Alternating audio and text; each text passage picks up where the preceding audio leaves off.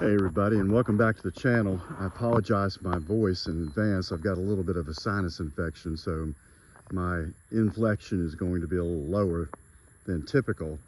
I'm standing in the Hardy Grove here in Greene County, Georgia, and as you can see, everything is kind of broken out in their late summer flush of growth, and that's really typical for this time of year. And we've gotten a little bit of rain, very thankful for that, but one thing that, and the reason I'm making the video today is this last flush of growth is typically when you start seeing leaf miner damage.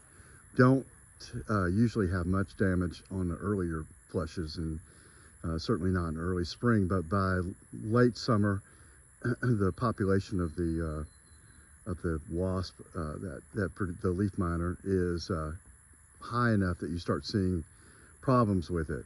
So what I did this year was I made sure, finally, I finally made sure to treat with a imidacloprid drench about 2 weeks ago, and which gives it enough time to get into the system to prevent the leaf miner. I don't apply a lot of chemicals if I can help it.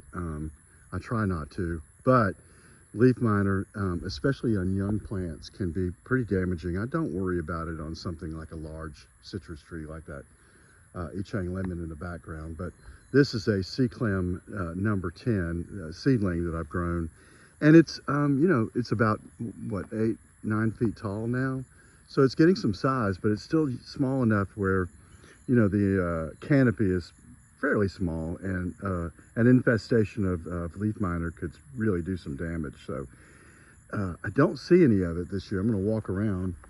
This is US 942. Don't see any here. This is Morton citrange. Looks pretty clean. Citramon, also clean. A Thomasville by Clementine, which I call Clementom.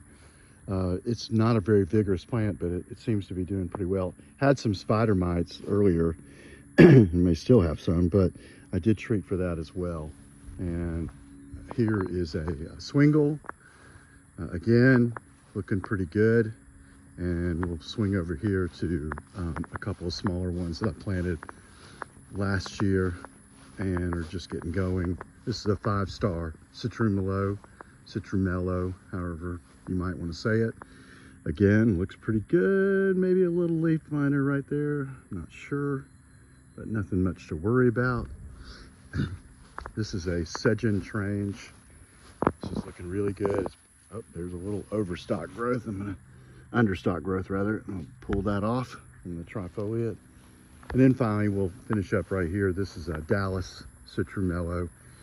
Looking pretty good. I see a little bit of, there's some leaf miner right there. And there's the telltale sign.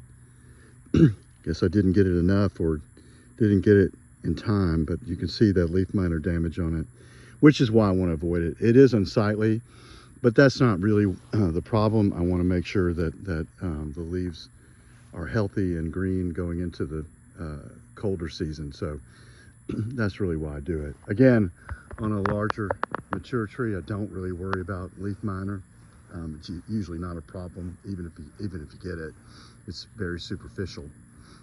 This is Monticello Citrumello, and I don't see any evidence of leaf miner, but even if I did, I wouldn't worry too much about it. So leaf miner does seem to be controlled fairly easily by imidacloprid, and there are probably some other things that work pretty well, but the crucial thing is to time it.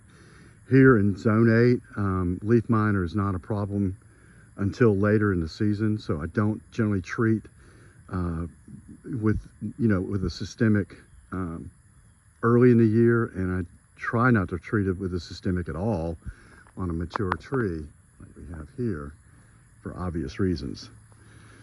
So that's what we're doing. I hope everybody's having a great weekend, and happy gardening.